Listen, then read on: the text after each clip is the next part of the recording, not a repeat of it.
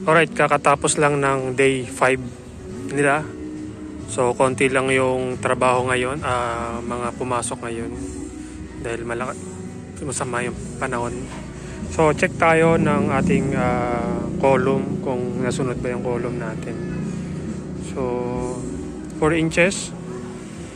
Okay, good. 4 inches. 4 inches naman. Sa kabila. 4 inches. So, according sa plan, may 4 inches na cover ang column. Sa 6 na 12 mm. Yan.